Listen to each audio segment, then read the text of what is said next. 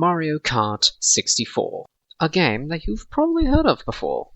It is a game that released on the same console that it's named after, the Nintendo 64 of course, and if you do not realize that, then we have bigger problems to deal with. However, just like last time, I'm here to describe the courses of this very game. As to why, it's the same reason as before, and if you aren't familiar with the rules, allow me to educate you on them. First rule, we will not be using the retro versions of these courses. If I ever want to make a video on said courses, I will, but for the time being we're gonna stick to the original courses as they are. So that means no booster course past Kalimari Desert and no Mario Kart 8 Yoshi Valley. Got it? Got it. Second rule, I'm going over the battle courses as I do not believe that for speculation purposes we will be getting any battle courses anytime soon. But if we were, the gene pool is so small that we can already guess which ones would probably get in to begin with. And lastly, this is meant to instill discussion within the community, and for my own enjoyment. So, if you disagree with my description of each of these courses, you may feel free to comment down below what you believe these courses are meant to be described as. And who knows, maybe I'll reply to one of them.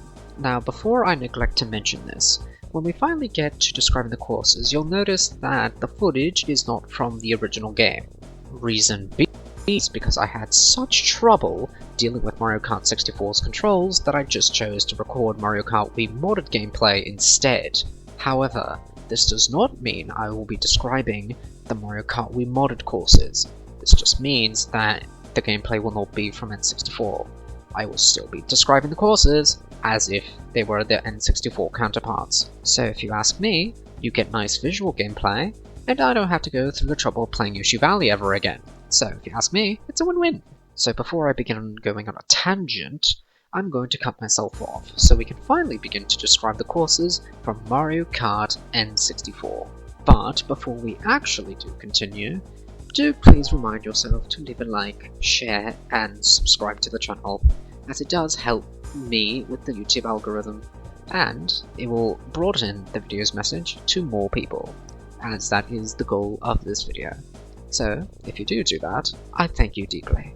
But now let's actually get on to the topic.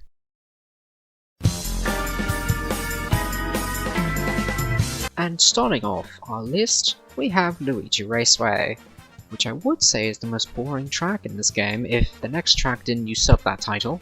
But hey, we're not here to cover whether or not a track was boring or not, we're only here to describe how boring it is. So call me Captain Obvious, but clearly Luigi's Raceway takes place in a circuit track. A grassy one at that, because clearly we haven't had enough of those. But don't worry guys, it differentiates itself from the rest because it's got elevation changes. Oh thank god.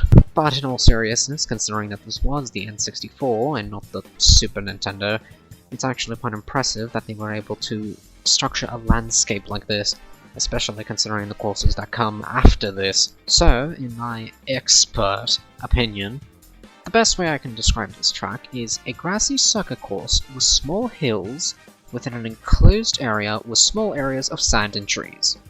So essentially it's a glorified version of the SNES Mario circuit, but the theme is all about a guy who knows how to take an L. So yeah, there's not much to describe in this track other than the small audience stands that appear every now and again. Well, the one. So let's get a move on, shall we?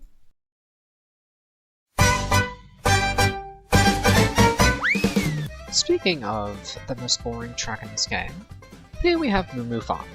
And on top of being the most boring, it's also the most shortest track in the game.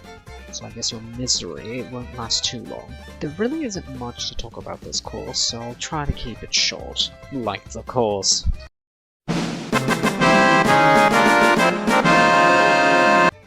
Moo Moo Farm is obviously, well, it takes place on a farm.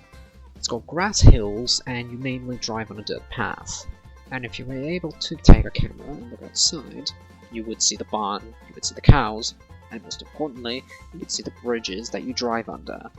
So the best way to describe this course is a barren plain farm course where the road is inhabited by dirt and monty moles.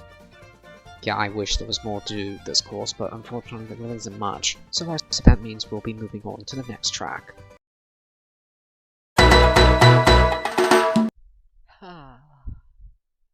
Now this is a beachfront view. Get this shit off me! And now we have one of my favorites, Koopa Troopa Beach. Remember when I discussed Koopa Beach from my SNES Mario Kart video? Remember how I talked about the differences between the two of them?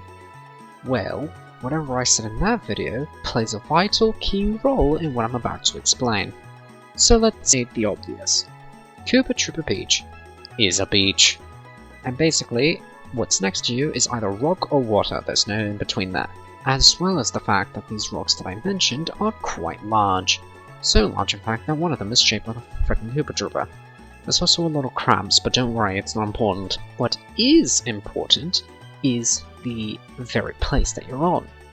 Because you see, Koopa Troopa Beach is not just a beach, it's a frickin' island.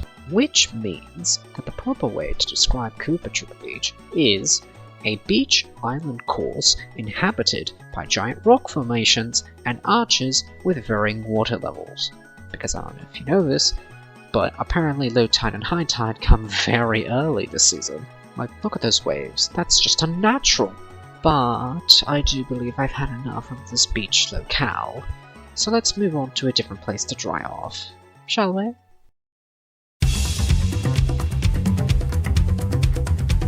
Okay, haha, very hilarious. You know, just because this joke happened the first time does not mean it's gonna be funny the second. Now, for one of the more iconic courses to come from this game. Kalimari Desert. Say what you will about my standards for liking a course. Having Kalimari Desert be a barren wasteland is actually excellent design. And besides, who can say no to Choo Choo? So other than the obvious fact of Kalimari Desert being a fucking desert, it's got things like sand, some forms of life via the cacti, it's got plateaus, it's very frickin' empty, and it's got the big Choo Choo like I mentioned. And a beautiful sunset, how can I forget about that? But like I said when I was describing Koopa Troopa Beach, this is going to be one of those situations where although the map is obvious, there's one key subtle category that makes it a whole lot different. So to help elaborate on that, allow me to describe the course for you. Kalimari Desert is a desert plateau course that has a train going in a circle. The land has some levels of plant life, but it's pretty barren. Now you may be wondering why I had to highlight the plateau part of that sentence so explicitly. Well, it's because as we go on through each of the games, there's of course going to be desert tracks. However, those desert tracks do not follow the same thematic desert track that Kalimari Desert is. The only other track that I can currently list is Sunset Wilds. As for the other desert courses that we see throughout the series, they also follow a Yoshi Desert sort of appeal. But since I have been able to describe everything that I could about the Kalimari Desert course, we finalize the Mushroom Cup and we move towards the Flower Cup. Now I'm sure the next course that we're going to cover is going to be original and does not reuse the same theme as the first track in this cup. Guys, this is the N64 we're talking about. I really do not understand where you thought this was going. Mario Raceway. The second best raceway in this game. Yeah, that title basically amounts to nothing, considering that there's 3 raceways in one Wario Stadium that share the same music. So, anyway, moving on. How to describe Mario Raceway? I just said Raceway, didn't I? So how does one end up describing Mario Raceway anyway? Well, there's a few key differences from its predecessor, many of them being the fact that it has a pipe tunnel, it has a big sign of Mario on it, it's got the same stadium, but now with just a Mario cap on it. There's a big mushroom in one of the turns, there's a lot more sandy areas than in Luigi Raceway, there's more grassy hills, and it's a circuit. Duh. So, how can I end up describing this course? Well, it's whatever I said about Luigi Raceway, but it's bigger and it has more unique layout and decorations. Yeah, for a track that extends on the whole raceway idea, there really isn't much to describe, considering how aesthetically similar Mario Raceway is to Luigi Raceway. The only positive things we know is the track layout. So, since I can't find any more different descriptors for this course, we'll just move on to the next course that comes up.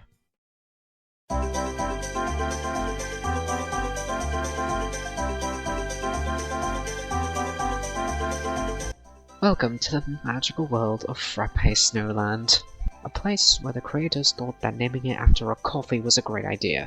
So other than the fact that it has a giant snow Mario sculpture and snowmen everywhere that send you freaking 15 kilometers into the air, there's actually more to this track than many would like to admit. For example, did you know that there's actually running water in this place? Before you arrive at the starting line again after lap 1, entering lap 2, if you look to your sides and look underneath the bridge, you can see a small stream of water. And I promise you, I did not get that conclusion from just playing the Mario Kart Tour version of it. If I did, I would have just assumed that the snow wall was just an ice wall. But that's not the case now, is it? Other than that, though, Frappe Snowland is a tundra, it's got giant hills, and like I mentioned, it's got the 2 giant snow walls that you have to drive through at the end of the race. So, how can I describe this track in a sentence? Well, it's quite simple, really. It's a barren tundra course with different levels of elevation and a small stream that flows throughout the course, as well as small snowmen that like to terrorize you wherever you frickin' go. I'm telling you, if the controls in N64 Mario Kart were actually decent, I wouldn't be hitting them as often as I would be. Now, let's get a move on before I turn Frappe Snowland into Frappe Choco Land.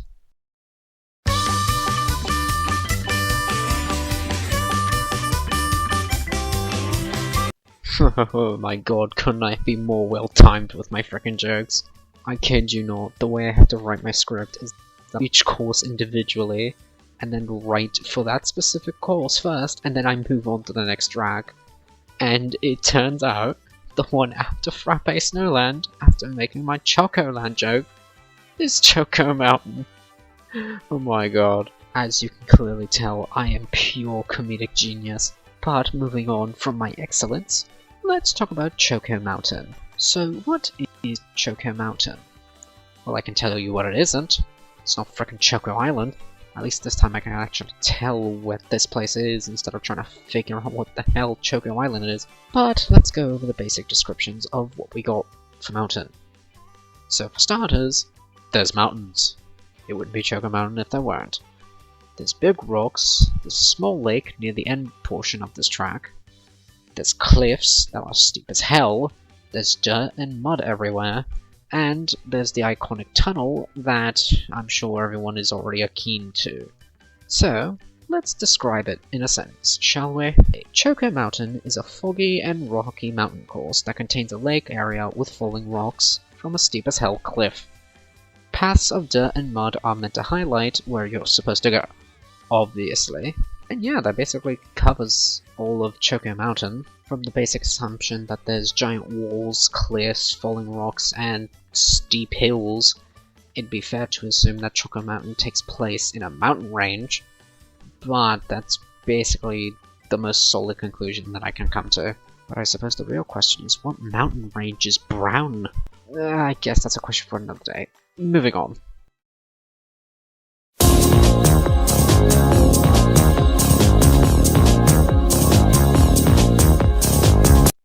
God, these cars take forever to pass. Oh well, might as well walk on the street. It's not like the worst thing's gonna happen is I get hit by a semi. Oh lovely, another one of my favourite courses from N64 Mario Kart.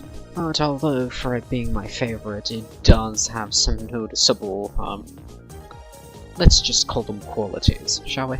But hey, look at that, a Toad-themed course that's not awful. I wonder if there's a certain track out there that can learn from this. But enough with my aggression.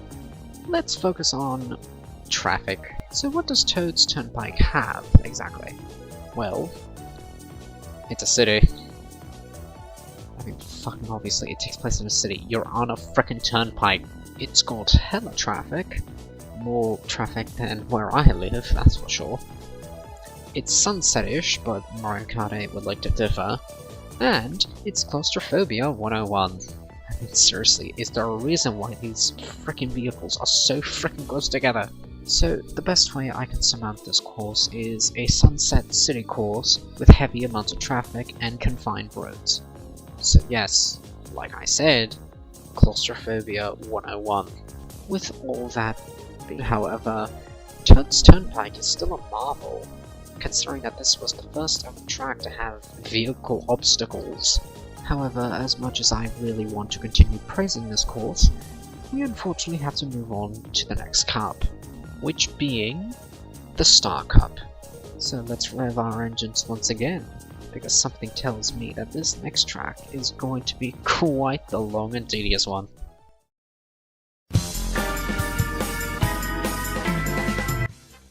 Despite from what you can see in the gameplay, Wario Stadium is mainly consumed of dirt and mud. Best to describe Wario Stadium is that if you were to take Waluigi Stadium from Double Dash and replace everything Waluigi with Wario and make the track 3 times longer, and yet somehow this track is not even the longest track in this game. They also thought it was a good idea to plaster Wario's face everywhere in the color of cyan.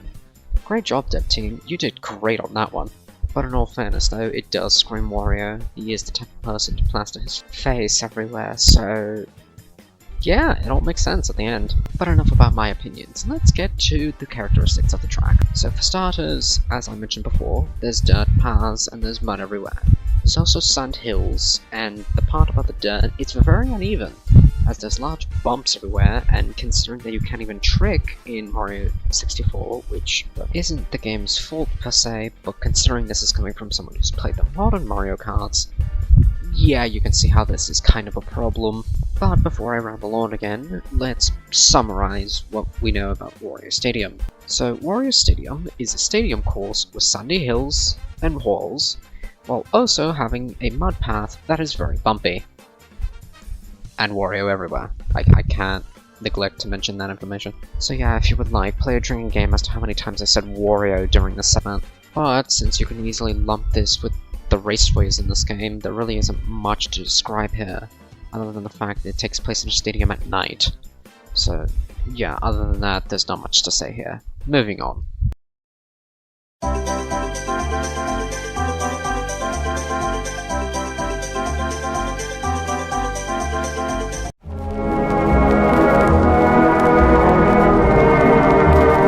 Okay, being for real this time, Sherbet Land. It exists, and I thought playing on this course on the Wii was terrible. But moving on from my personal begrudgment of this course, Sherbet Land contains these things. It's got glaciers, it's got small ice islands, it's got a lake, it's got an ice cave, and it's got rocks. But most importantly, it's got annoying little ass freaking penguins. Saying something, because I genuinely do like the penguins from Mario. But oh my god, are they handled terrible here. You know, for everyone saying that Mario Kart desert tracks usually tend to be awful, need I remind you what everyone considers the worst Mario course in the entire series? But that's another topic for another day. So how can I describe Sherbet Land in a sentence? Well, allow me to explain. Sherbet Land is a glacier lake kind of course that has a cave area, as well as pillars of cold rocks and giant rocks.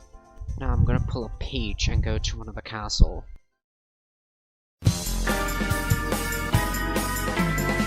Oh, thank god, the final raceway course.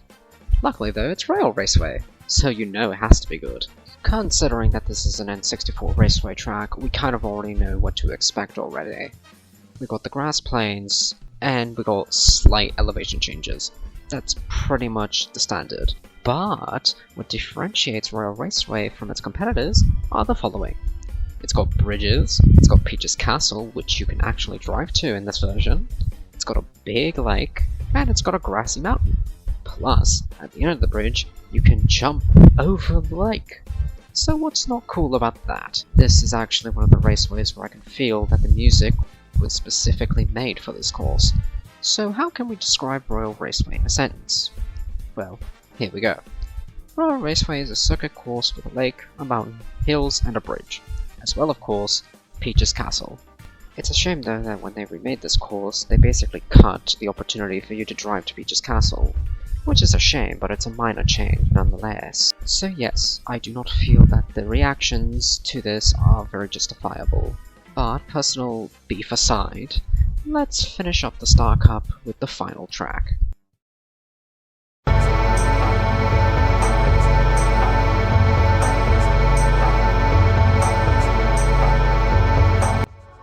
Oh wow, a Bowser Castle concluding the Star Cup? I wasn't expecting that, but I suppose that just makes the listing more interesting, I suppose. I do believe that N64 was the only one to do this. Of course, when I say that though, I'm excluding Super Circuit and Super Mario Kart, due to the fact that there were multiple Bowser Castles in each of their games. So considering that N64 Bowser Castle is deemably one of the most iconic Bowser Castles, what makes it so unique exactly? Well, it can't be a Bowser Castle without lava, a castle, lava geysers, and anything that has stone in it. So yeah, it basically took what Bowser Castle came before it and expanded on the idea. Except if your name is Mario Kart Wii, then you just blatantly steal from the GameCube version. But hey, my favorite franchise is Castlevania, where it's notoriously known from stealing from itself. So what right do I really have to complain on this issue? But to put Bowser Castle N64 in a sentence, it's a lava castle course, has a small garden and gate, alongside bridges and elevation changes, as well as towers throughout the castle, as well as statues and portraits of the King Koopa himself, as well as storms guarding many rooms of the castle. So yeah, it's fair to say where Bowser Castles get their inspirations from, as this basically has all the characteristics that you can see in a stereotypical Bowser Castle. And so with that, that concludes the Star Cup. Hopefully the Special Cup will be more entertaining to cover. Not to say that this wasn't entertaining to do, but if I had a gun pointed to my face, I would definitely say that having to cover two tracks that use the same music was not as fun as you would expect. So anyway, onward to the Special Cup!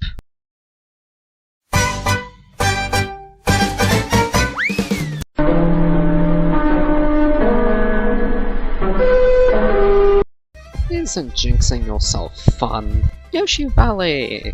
The main that convinced me to use Mario Kart Wii footage instead of N64 footage. Because by god, if I ever have to play the N64 version of this track ever again, I might commit seppuku. Having Yoshi Valley recreated in Mario Kart 8 actually makes me joyous, because at least now I have a good version of a track, instead of whatever the hell the N64 version was. Now look, I can't blame the dev team from Mario 64 for trying, because they really did with some of these courses. But with Yoshi Valley, as well as the game mechanics and the controls of this game, it just does not produce a good track. But that is also a discussion for another day. So what does Yoshi Valley entail exactly? Well, if you were to ask me, it's a canyon/valley course. It's got small cave sections due to the labyrinth nature of the course. It's got rocky hills and mountains, and it's got a big grassy plain on the exterior. Basically, if you were to pay attention to the background aspects of this course, you would see just grassy plains all over the place. But the main question you must be asking yourself is, why do I consider a track called Yoshi Valley as a canyon course? Because if it was a canyon, it would have just been called Yoshi Canyon, would it not have been? Well, my reasoning for that is very technical. When you fall off the track in Mario Kart 64, basically, you're graded to like 2 minutes of you falling and then like 2 taking another minute to pick you up and put you back on the track. However, you can notice how deep the valley really goes, and I'm also comparing Yoshi Valley to the Grand Canyon in the United States. Plus, if you ask me, a canyon doesn't really need to have a stream at the bottom, does it? Even though the Mario Kart 8 version of it does. So I'm not saying to completely call this course a canyon course, but if you wish to alternate between valley or canyon, it's up to you. So to basically put this track in a sentence, it's a valley canyon course that contains very steep cliffs and very bizarre routes, as well as grassy plains at the start of the track and everything beyond the valley. Now, if you don't mind, I'm going to just sneakily and quickly move on to the next course, because something tells me that the next course after this will not be as good as this one.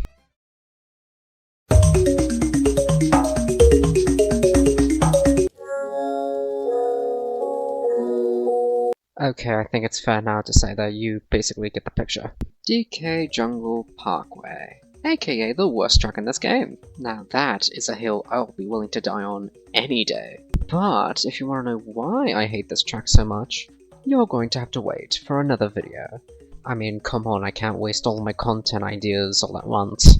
But let's get back on track as to what a DK Jungle Parkway is. So basically, it consists of a jungle, has a river and a waterfall, it's got a bridge, a steamboat that navigates in very weird patterns, a cave, and grass and dirt. Pretty simple, correct? And you'd be right. Considering that it's a special course, it is very basic. So let's just get this over with so I can move on from this god-forsaken jungle. So DK Jungle Park Fu is a river jungle course that contains a waterfall and a small cave section at the end and beginning of the course. Well, that settles that. On to the next track.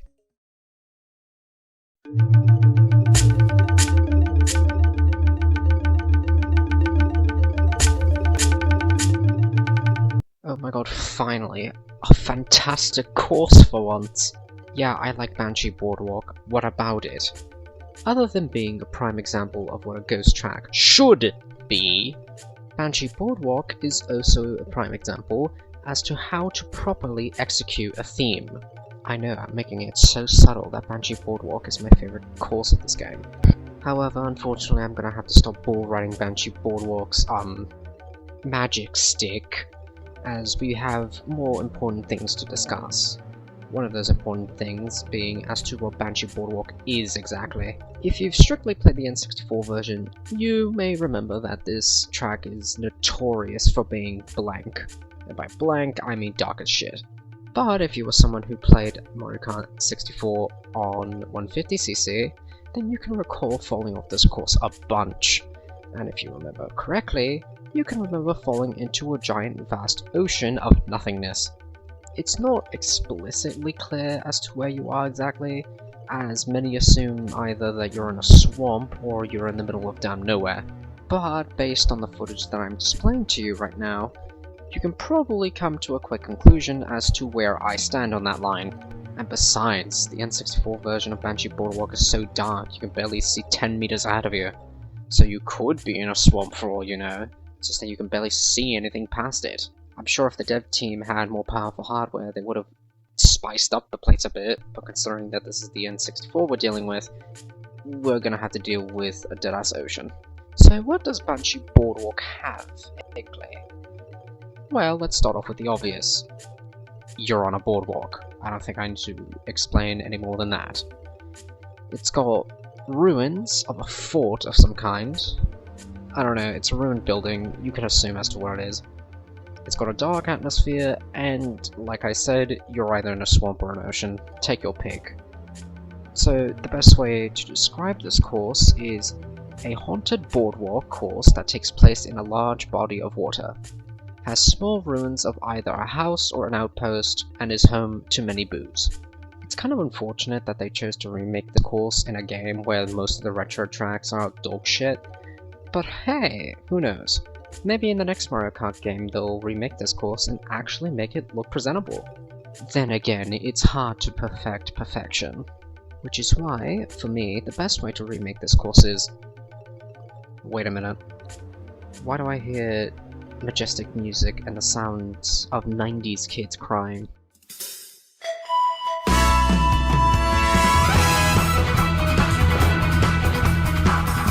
Well, 90s nostalgia has finally peaked. N64 Rainbow Road. If I had $1 for every time someone has mentioned that this track invoked nostalgia or has made them cry, I would be a millionaire. Guys, I know it's a Rainbow Road, and you guys did the same thing for Rainbow Road 3DS, but like, come on, the fanboyism is ridiculous. But I'll save my opinions and criticisms of this iconic track for a later date, as it's not really relevant to what we're talking about. So, unfortunately, the Rainbow Road that we have now, it has the same qualities as Super Mario Kart's Rainbow Road, and by that, I mean you're in space, and you're driving on a Rainbow Road. There's really nothing much to it. Granted, there's more things to look at now. For example, you now have rainbow versions of the characters' faces, you have stars that occupy space now, you can see them twirling around in little circles. There's chain chomps on the road now, which don't really offer much of an obstacle, but hey, it's a good thing to have on a track that's pretty barren and long. It's a good distraction. So what will the final summary of the video be? Well, I'm glad you asked, because I'm about to tell you. Rainbow Road 64 is a space course with a rainbow road. I'm pretty sure we established this. It's got faces of characters and the occasional star that spins around. That's it. Granted, the Mario Kart 8 version of this track offers a lot more to look at, and offers more gameplay mechanics, like the train dropping coins and the chain chomps making the road bouncy. But we're not talking about Mario Kart 8 Rainbow Road 64 now, are we? But that concludes the video. If you enjoyed, do remember to leave a like, share, and subscribe, or perhaps even comment down below, as any form of engagement really helps me out. And remember, if you believe that I described one of your favorite N64 courses incorrectly, do feel free to comment down below with your own description of each of the courses. I won't stop you, but as my final note, my name is Teresa Valentine, and I wish all of you well.